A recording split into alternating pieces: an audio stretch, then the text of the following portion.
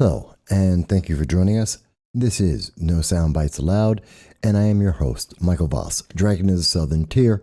I'm happy to be here with you today to introduce a very special guest on the program. We are going to be speaking with a former U.S.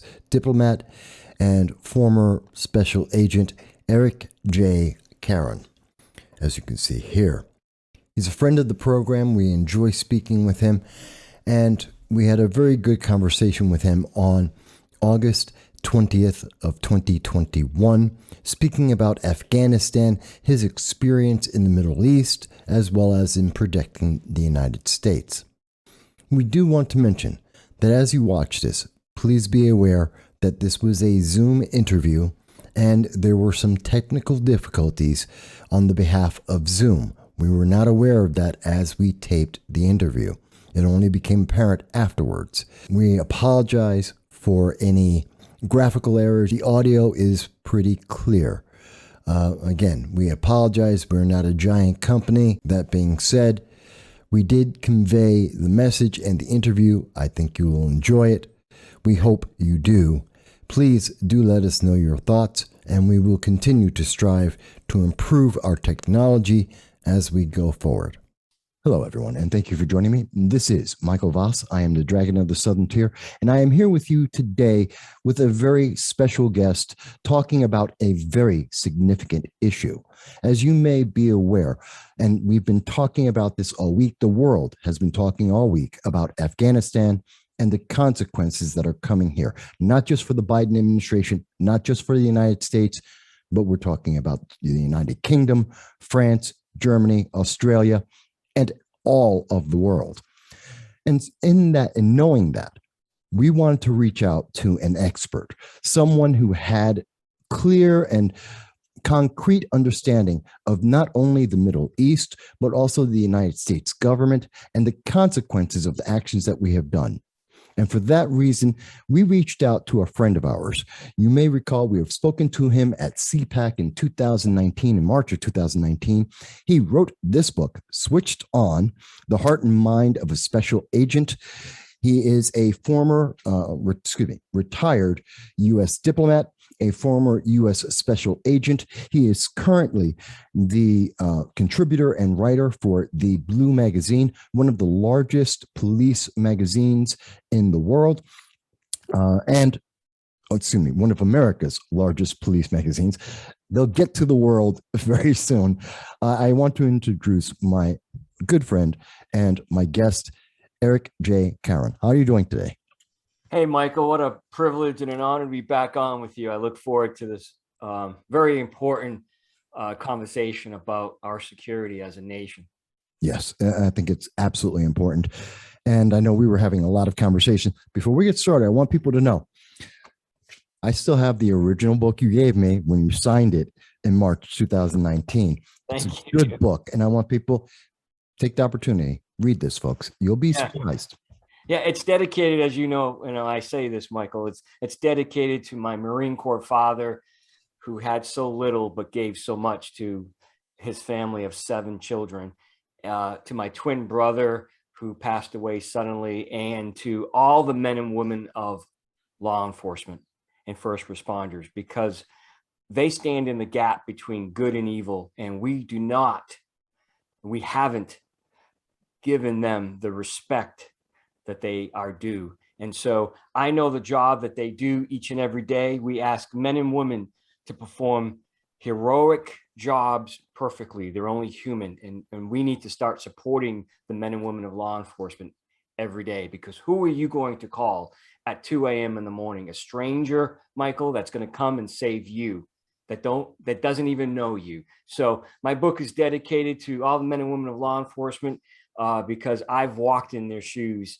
and I appreciate everything they do for us. And we appreciate it as well. We are strong supporters of Back the Blue, and we always will be, as well as the United States military, my brothers and sisters in the Marine Corps, as well as all of our armed services. Yep. It's always something we believe in this channel. Yep. And I myself personally. Now, it's tough to understand. And You know what? First, let's take a step back. For those who may not remember in 2019, for those who may not have seen you on Newsmax or some of the other news agencies, international and national agencies that you've been on, take a moment, Eric. You have a background as a diplomat, as a U.S. agent, 25 years. Can you tell us a little bit about where you've been and what you've seen? Well, Michael, thank you for the opportunity to share with you and your audience. So I was a special agent for the U.S. government for 25 years. I was a special agent for the United States Department of Treasury, the United States Customs Service for about, 16, 17 years.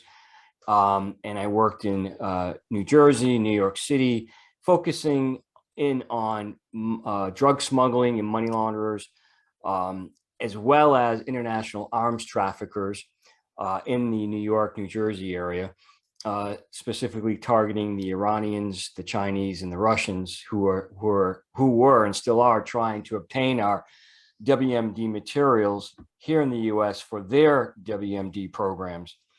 And then I also served in Washington, D.C. for about 5 years. I served as the Interpol, United States Customs Service Interpol liaison to Interpol, tracking fugitives and sharing information and intelligence throughout the world with our counterparts. And then after 9/11, I actually self-demoted myself and came back to the field as a street agent. And here in Boston, where I currently reside, and then became the national security supervisor, running national security cases, working closely with the joint terrorism task forces throughout America, and doing special interest alien type investigations, targeting individuals from the Middle East who come here disguised as imams or other positions, and they're really associated with terrorist groups. And after that, I went overseas as the attaché for Homeland Security in Dubai, running the office in Dubai, again, focusing in on our security relating to Iran and the Iranians' desires to obtain WMD materials here in the U.S. That was a big focus of mine. Also doing a lot of training, money laundering training with the UAE police, Oman police, and customs service, and trying to make sure that no WMD materials came into the U.S. via shipping containers from the Middle East, with our partners on the ground in the UAE partners, Dubai police and customs service, with CBP officials on the ground, all trying to make sure that the shipping containers that came into the U.S. were safe and free of WMD materials. After that, I came back as the resident agent in charge in Providence, Rhode Island, who I ran the office in Rhode Island. And we did a wide variety of cases, from human trafficking to child pornography, to money laundering, to arms trafficking, to immigration, if you will, illegal immigration type investigations involving human trafficking, and work site enforcement as well. So that's a little bit about me. I'm currently international security consultant. I've taught at the collegiate level here in Massachusetts at the Massachusetts Maritime Academy. I taught transnational crime and the effects of transnational crime on our economy. And so that's a little bit about me. I look forward to the conversation relating to Afghanistan. It's important that your viewers understand the threat. Well, I think they need to see. It's one thing for me to say, these are the things I've been following, like as is anyone who looks at the videos we've done since January 20th. We've done over 15, 16 videos just on the Biden foreign policy, some of the issues which we started seeing from literally June 21st, when he started sending troops into Syria, increasing our exposure and heating up and inflating the tensions in the Middle East. And we've just been seeing it continue from there. And I know you've been Yemen, Afghanistan, several places in the Middle East during your time in Dubai and beyond. And we've talked a little bit about this before we got on air, actually, a couple of times. So let's take a look. Yeah. We've got a lot of experience on national security on so many aspects that is affecting us and will be affecting us going forward. Yeah. The first question we have to look at, and a lot of people have been arguing about this. It is my position, and we believe, looking at everything that happened, the United States did not have a clear plan to exit Afghanistan. Yes, President Trump had said this was a timetable based on certain conditions, but once Joe Biden became the Biden administration, he had to come up with a plan. He had to come up with a timetable, and what we are looking at now, I believe, reflects a lack thereof. But from someone's more expertise point of view, what do you believe? Well, Michael, I let's step back for a second, look at it historically. I think first and foremost, we have to understand we were dealing with a crime syndicate for 20 years, masquerading as the Afghan government. Mm-hmm. So we as a nation, our government leaders really failed to educate us as to who were we dealing with, what was the objective, and what was the end game. Basic who, what, when, where, and how type of plan, right? We went into Afghanistan really blindsided. We had our heads in the sand to an extent, thinking that we were going to go in and change the hearts and minds of the Afghan government and its people, and that was really foolish to think. I mean, we saw the results in Iraq. It's very similar, and let's be true. Let's be honest. If we pulled everybody out of Iraq today, we would probably be seeing the similar things going on. And we did it the same way. Yeah. Yeah. If we just ran away. Yeah. Exactly. And so we were dealing with a corrupt government. And unfortunately, the biggest source of the corruption over the last 20 years, and it pains me to say this, was in fact the U.S. government.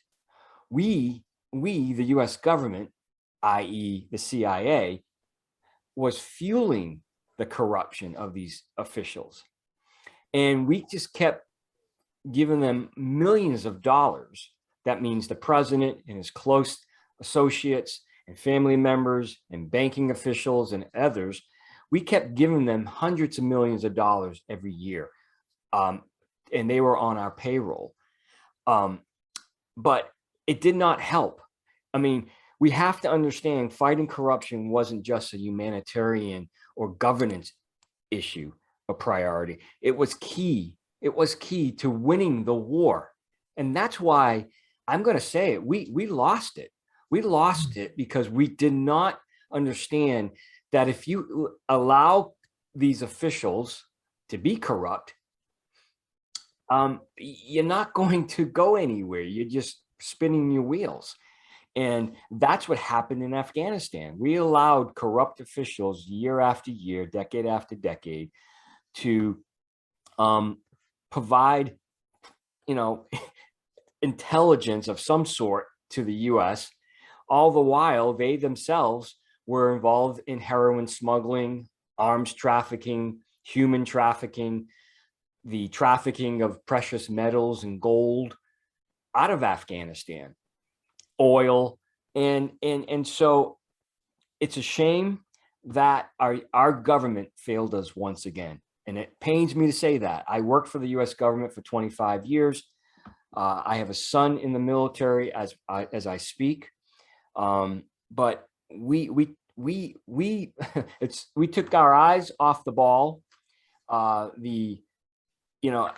think the Eisenhower said it best.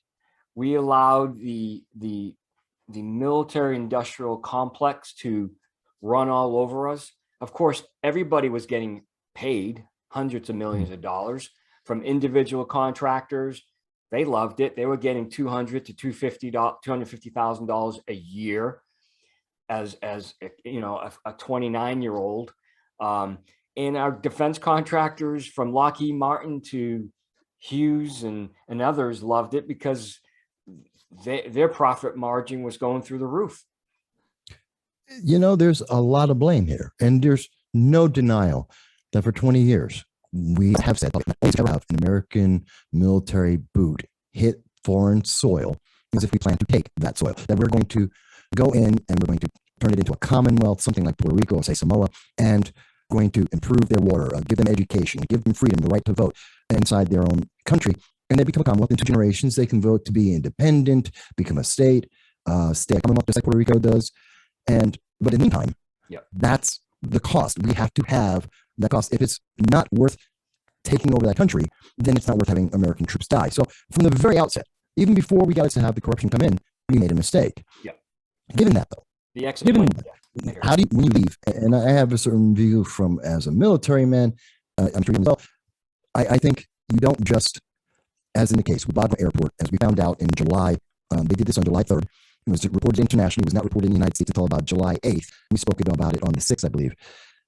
Bagram Airport, middle of the night, they turn off the lights, they walk out the gate, they leave the gate open, and what did we leave behind?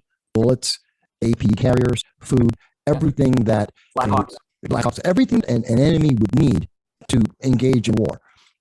That's criminal. If it's not criminal, it's very close to it. Yes, it is. I mean, that base should have been used as the headquarters, if you will, in part of the exit plan. And we saw embarrassment at Kabul Airport. And I mean, really, that's the best we could do. That's the best we could do. No organization, it wasn't very orderly. And we saw the fiasco at Kabul International Airport. It didn't have to be that. Something simple like that, something as simple as taking people out of the country. We had a secure base, and we gave it up and walked away from it. And we used Kabul International Airport, and it turned into a poop show. Well, yeah, for lack of a better word. It's amazing because you would think in any kind of retreat, if you study military history, Sun Tzu and so forth, you take the civilians out first. Military goes last. We had Vietnam in 1975. We know what happens when you don't the right way. And yet Joe Biden, who was in elected office at the time, did it anyway. No, history seems to repeat itself, doesn't it? And unfortunately, you know, we're coming up on 9/11. I lived through it, you as well, and I was in Washington. I was in the National Security Group, actually, in my headquarters, in the Ronald Reagan building during 9/11. And I look back, and I write about this in my book, Switched On, The Heart Mind of a Special Agent. I look back and say, wow, our government failed us. Our government failed us on 9/11. If we only were switched on, if we only did our job as a nation, and our politicians listen to the experts at the mid-level and senior level positions of agents, 9/11 could have been prevented. I don't care what anybody says. 9/11 was a preventable attack. And what we're seeing today in Afghanistan is the same failure by the White House, by Congress, by the CIA, by the State Department, by the U.S. State Department, DOD as well. It's the same failure, but this failure could lead to a World War III. Now, that's a very strong statement. And a lot of people will have questions about that. And a lot of people will be afraid. And I want to be very clear. Our goal is not to make anyone afraid. In fact, I believe the more you know, the less fearful you will be. But I know we had a conversation about it, and I agree with you. The reason why it leads to World War III, is that because of the Middle East? Is that because of global terrorism? Is it economic? What do you see as some of the factors, some of the fallout? Well, all of that, really. I see terrorism will be on a global steroid, if you will, level. You have a country led by a terrorist organization, not a city or a town or a state. We have the whole country being led by a terrorist organization. Think what that means. They are controlling their borders. They are controlling their prisons. They are controlling their criminal justice system. They are controlling their financial system. They're controlling all aspects of an Afghan's life.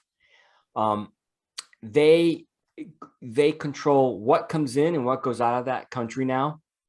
And they have the ability to strike really anywhere in the globe.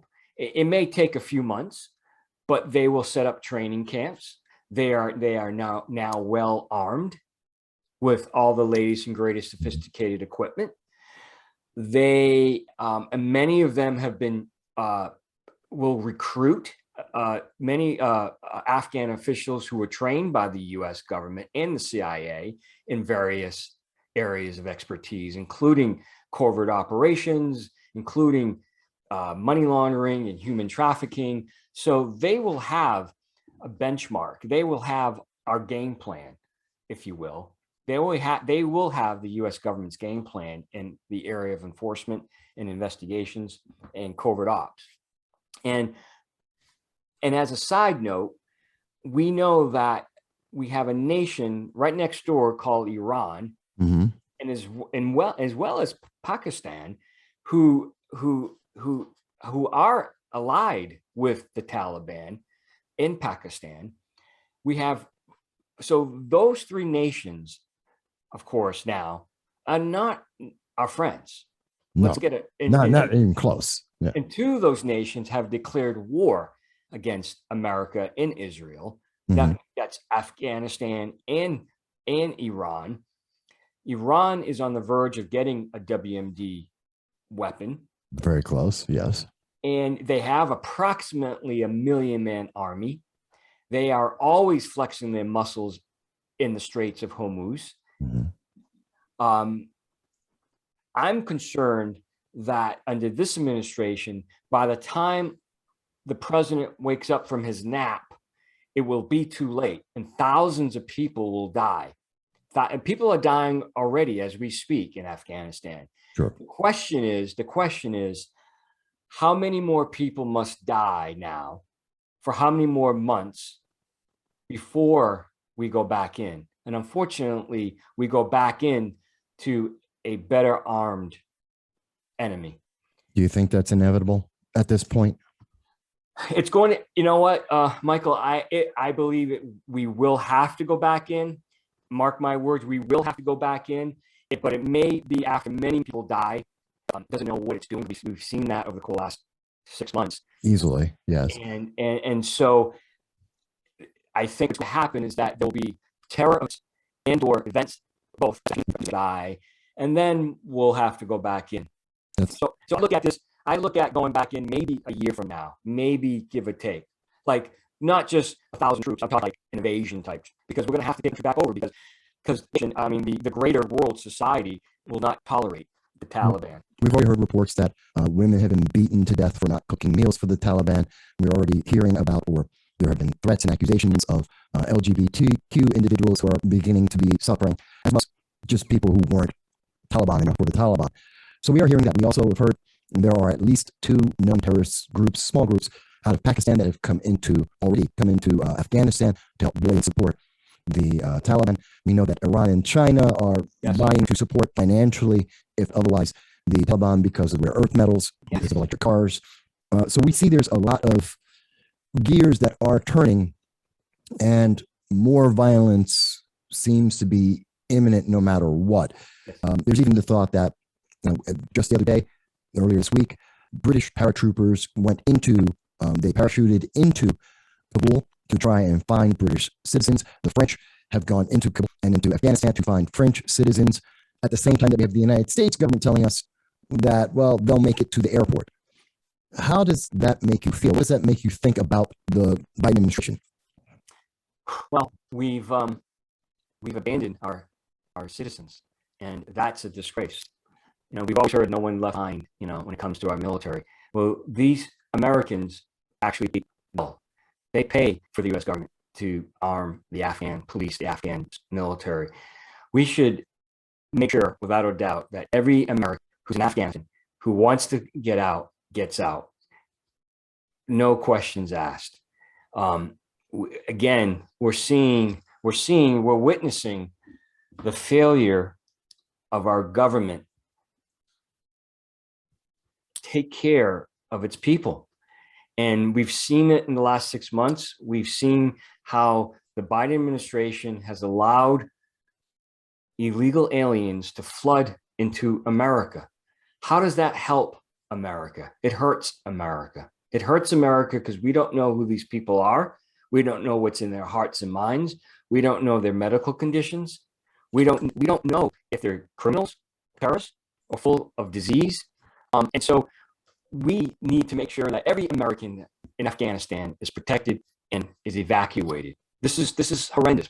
That we have the Taliban going house to house, looking for Americans, looking for foreigners, looking for agents of America. You know, again, we were there for 20 years. I know I've worked with the Afghan officials, from interpreters to aides to police and customs officials. Anybody who is seen or thought to be in the pocket or had a relationship with the American government, they're dead. That's a terrifying thought, because that's a lot of people. In fact, according to LA Times, I believe today, they figure there could be 150,000 Afghan people who, in some way or form, were connected to the United States, if not the other NATO forces, including the United Kingdom, France, Germany, and Australia. Yes. So it could be even up to 250,000 people. And according to Times, they're suggesting, their opinion page to be exact, they're suggesting that we should see more people, we should see them just taken in, that we should just wholesale, no checks, just accept all those 150,000. Given our southern border, as poor as it is, we have 1.1 million illegal aliens that have come to our border in the last 6 months alone. Given your experience looking at, with 5,000 ISIS and Al-Qaeda prisoners have been released, that has already been stated, but that's a fact, and they're looking at the United States, I would say, in a weak position. Yes. You can correct me if I'm wrong there. Yes. Does this combination of a mass of 150,000 refugees, plus God knows how many people coming across our porous southern border, the Middle East that's looking at the Biden administration is weak, is that a realistic fear, or am I just pushing dominoes that don't exist? Yeah. No, it's a very real fear. We've known for decades that the Al-Qaeda and other terror groups throughout the world, including Africa, we spent very little time speaking about Africa. I know a little bit about Africa as well, and how the terror groups in Africa are grabbing land and countries every week, every month. And we haven't spoken about Africa much in this country. And from Nigeria to Sudan, South Sudan, the situation in Africa is very, very bad right now as well. Yes, you're absolutely correct. There's no, I mean, we throw out numbers, 1 million people have come through the southwest border. We have really no idea. That could be 2 million people. And that I always got a chuckle out of politicians who said, we estimate there's 12 million illegal aliens in the US. Or then you had some people say, well, we estimate there's 15 million, then maybe 25 million. No one really knows the millions of illegal aliens who come through that's just our southwest border. But we have to understand, when we talk about borders, we talk about borders, we have to understand, we have a southern border, land border, we have a northern land border in Canada. Nobody talks about the northern border that is porous right now. We think the southern border is porous. The northern borders, there's no front door, there's no back door. Yeah, there's just woods in certain areas, like in Washington State and Oregon. There's Vermont, just a bunch of forest, and that's it. Yeah, and very little security. Yeah, physical security. And so, we know. I know. It's been written about that the terrorists have come through the southern border, attempted to come through the southern border. Many of them. And so we as a nation need to understand the threat is real. Terrorism hasn't gone away. We're on the brink of 20-year anniversary of 9/11. Michael, I can tell you that the terrorists that are here in America today, there are terrorists here today as we speak. That shouldn't shock anybody. Either lone wolves. Look at Boston. Lone wolves. And Bernardino, yeah. And or cells. Right. They are here. They are here today. And if they could successfully pull off another 9/11 type of attack on 9/11, they would. And they're here, they're scheming, They're thinking about it. How are we going to execute? Where are we going to go after we execute? Of course. But yes, the southern border needs to be secured. We need to properly vet each and every person that comes into the United States. Every person that comes into the United States needs to be vetted. We can't just, blanket amnesty. And we can't say, oh, just because you, I don't know, commit an X crime, a felony of, I don't know, homicide by motor vehicle, that's a pass. No, that's not a pass. We have to understand who are we allowing into our nation, and why they're here committing crimes. They need to be deported. But under this administration, it's Barack Obama 2.0. You know it. I know it. I've said it for the last 6 months. It's Barack Obama 2.0. It's soft on illegal aliens. It's catch and release. And that's what's happening.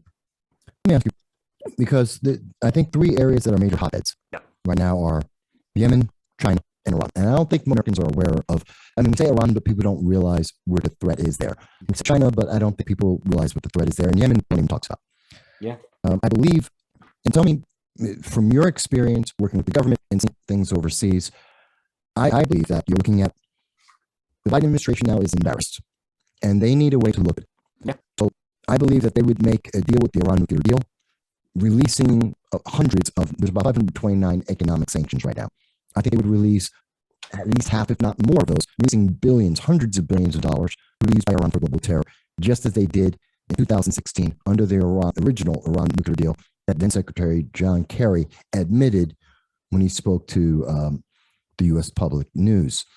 I think China is being emboldened to attack Taiwan because of what they saw, and they have put out a tweet quoting that if America won't stand by their 20-year investment in the people of Afghanistan, because Joe Biden's saying, well, they have to fend for themselves, then what are they going to do to the people of Taiwan? And in fact, today, the White House backtracked on whether or not they would actually defend Taiwan. They literally today just came out with that announcement. And then there's Yemen, which is a source of money laundering. The Afghan president has run there, but they're going through a civil war, which is backed by Iran and their terrorist factions. Yes. Yeah, all that to be Iran poses, I've said this for many years, others can differ with me on this, Michael, but Iran poses the number one threat to the U.S. and to the globe. And I understand China. I'm not trying to minimize the threat from China. China is, in my opinion, the more economic threat to the U.S. It poses the number one military threat, in my humble opinion, based on my experience and training.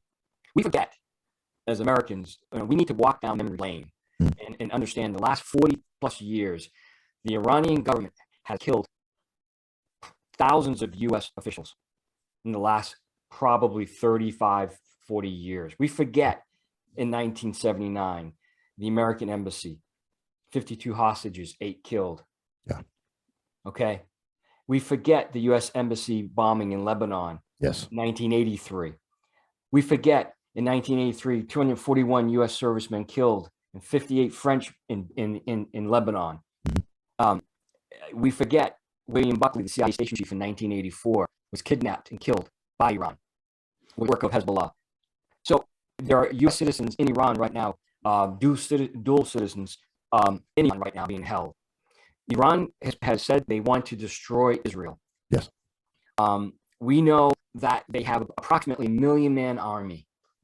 We know that they have a relatively well-equipped Navy and not so equipped Air Force, but they do have an Air Force. We know that China and Iran have a close partnership. In fact, China signed a multi-billion-dollar arms deal with the Iranians earlier this year. Oh, I didn't notice that. I missed that one. Yep. That wasn't reported in the news. And so there is China has just signed a massive 25-year deal with Iran that openly trashes the UN sanctions on Iran. Oh. Russia has been supporting Iran for political and strategic reasons for decades. So we know the Iranians and the Russians and the Chinese are in bed together, along with the North Koreans as well.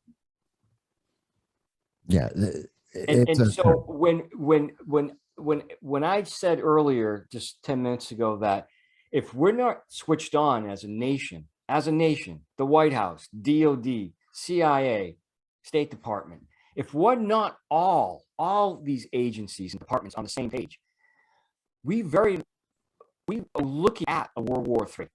Now, let me ask: is it so many people in the world? We're looking at Boris Johnson, Boris Johnson out of the United Kingdom, Caron out of France. We're looking at various politicians here in the United States. Everyone is criticizing and really dogpiling on the Biden administration, and Kamala Harris, who has since it started disappeared. Reports are after she said, I was the last person to talk to Joe Biden before he put this plan, quote unquote plan, for Afghanistan into place. As soon as we started seeing everything fall apart, she's now disappeared and not talking about this. She's also not doing anything at the southern border. With all this pressure, does that mean we see, obviously, General Mark Miley, I think that's an absolute. He's going to fall on the sword. He's going to resign and say it was all his fault. He doesn't matter. Does the Biden administration now work more closely with the CIA, the FBI to secure the southern border, the United States, and the international foreign policy, or have we gone too far? Are these things unstoppable because the momentum's already there? It's already there, my friend. It's already there. It's forget. I mean, it pains me, but forget the southern border, forget immigration enforcement. We saw that under Barack Obama. Joe Biden is being led by the left wing of the party. So nothing will change as it relates to immigration enforcement. Nothing will change. And you know, I hope we've learned. I hope we've learned our mistakes from 20 years of fighting in Afghanistan with one hand behind our back. I hope we learned that we cannot allow one agency of the government, U.S. government, to do one thing, and then the CIA, another government agency, undermined that agency as to what they were doing.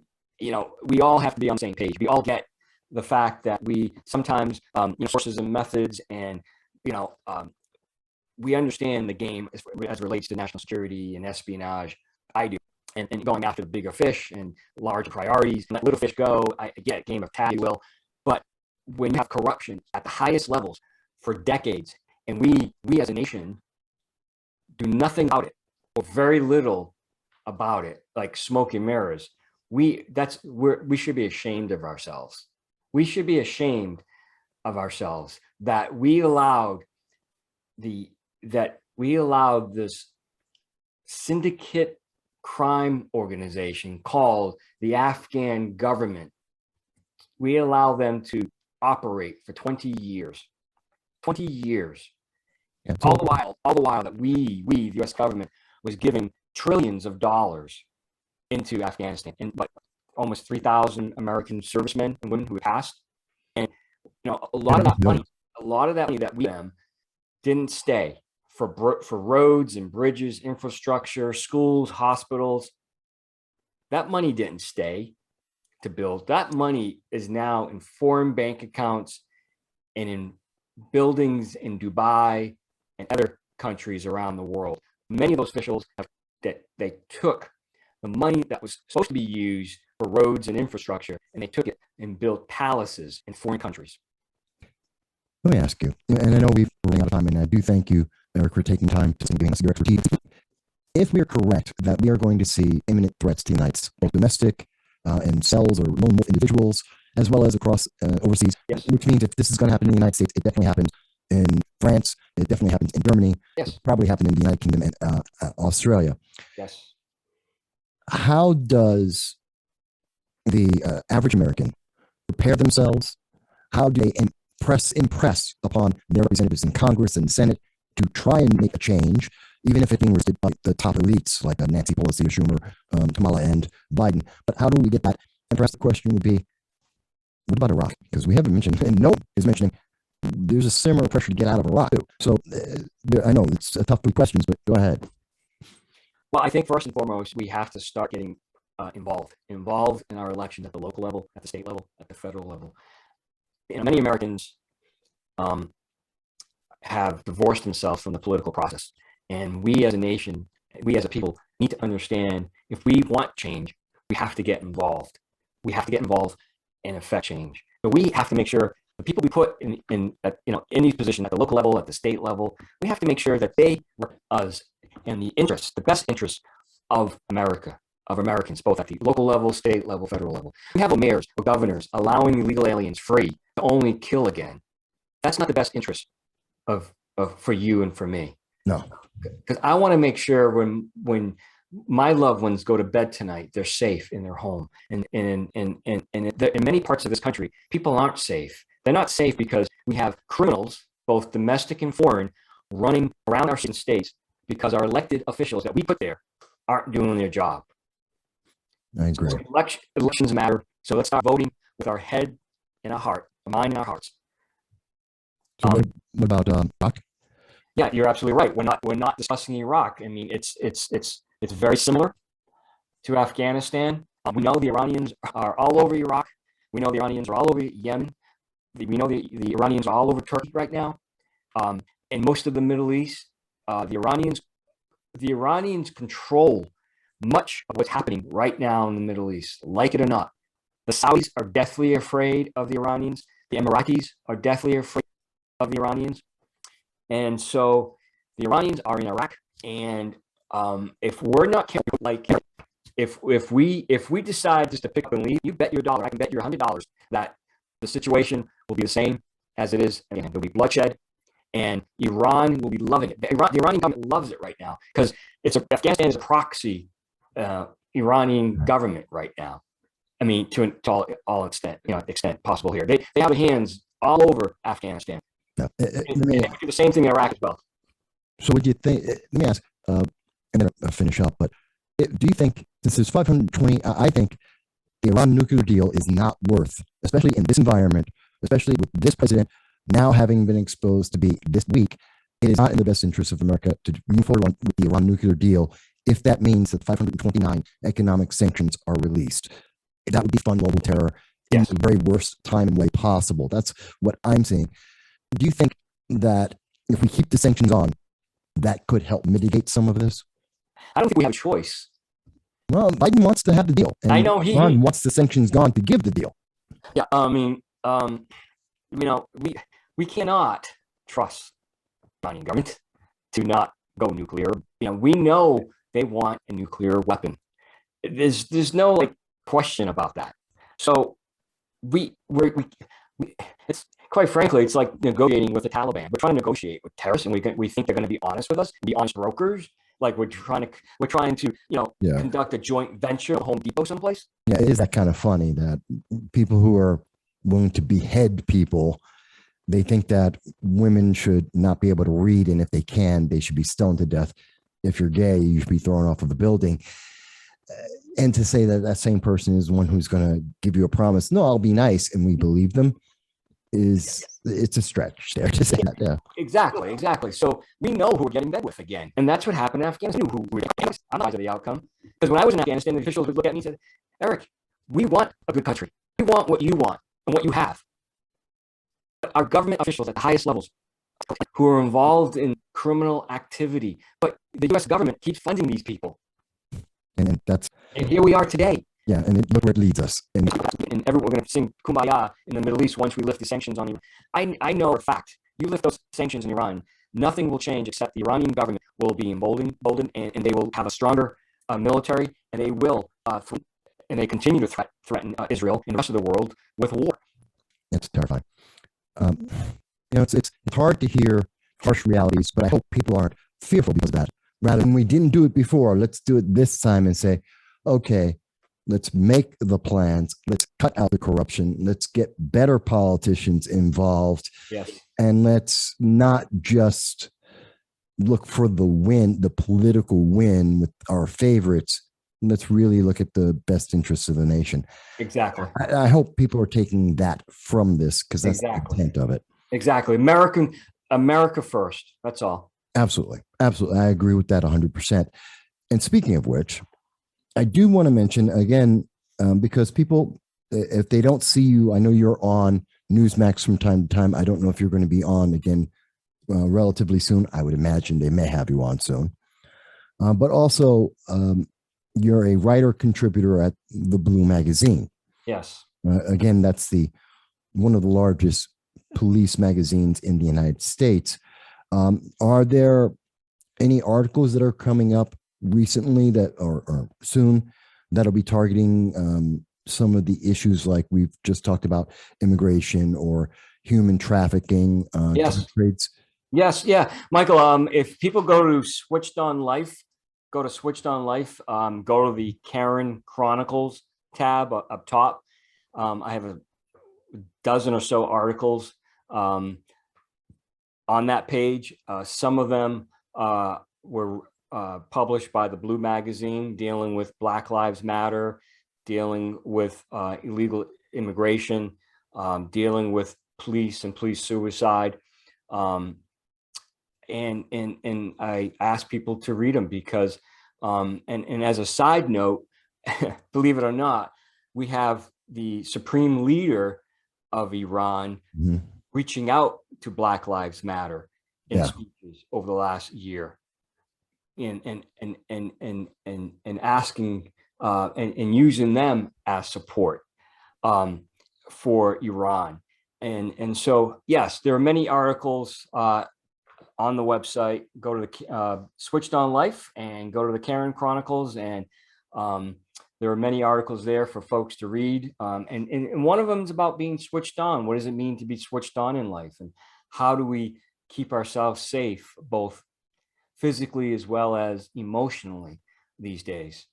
Well, those are very big things. And by the way, folks, I do again recommend you want to look at the book, read the book, because it all goes even more into detail and quite a bit of detail on your life as well. There was one other, I noticed. And speaking of the book, I wanted to also ask you, I know that you do not just interviews with Newsmax, myself, and other organizations about intelligence and the experiences overseas, but you also do speaking events because it's Switched On, talking about that and how that plays into individuals' lives and understanding Blue Lives Matter. Do you have an engagement coming up soon? Right now I don't, and what I like to put out, my schedule right now is open for September.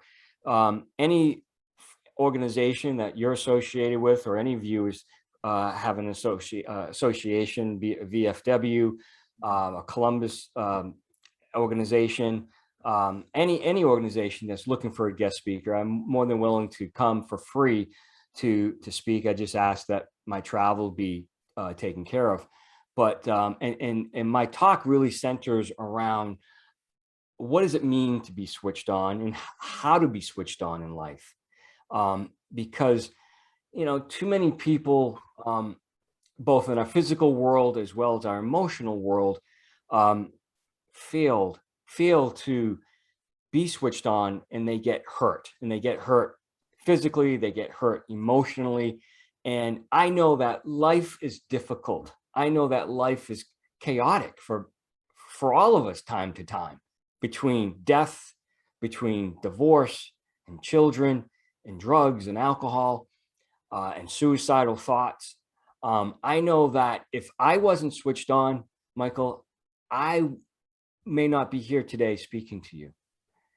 And so I'm telling you that I'm here because I was switched on, and I want to share the valuable lessons I learned as to how to get switched on so we can all have a good life.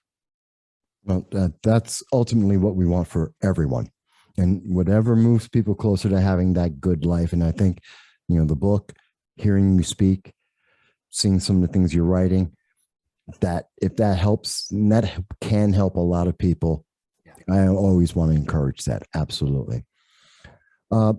I want to thank you again, folks. If you're not familiar or you missed it, you caught it in the middle. This is Eric J. Caron. He is a former U.S. Special Agent.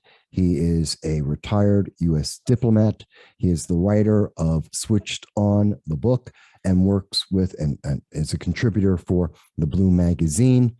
and he's also a friend of this channel. We're happy to have you back with us. Hopefully, we won't need your expertise to talk about more of the Middle East, but you're always welcome on the program. And folks, I thank you for joining us today. If you've enjoyed this, if you have found it to be informative, if it's thought-provoking, please like and share. Most of all, please subscribe so that we can reach more and more people. And I always want you to remember, every Sunday at 2:30 p.m. Eastern Standard Time, we do a live stream on all social media that the internet overlords will allow, to hear your voice in chats, in tweets, and in phone calls from anywhere in the world, because we believe in free speech to talk about these big issues. I hope to see you every Sunday. I thank you, and be well.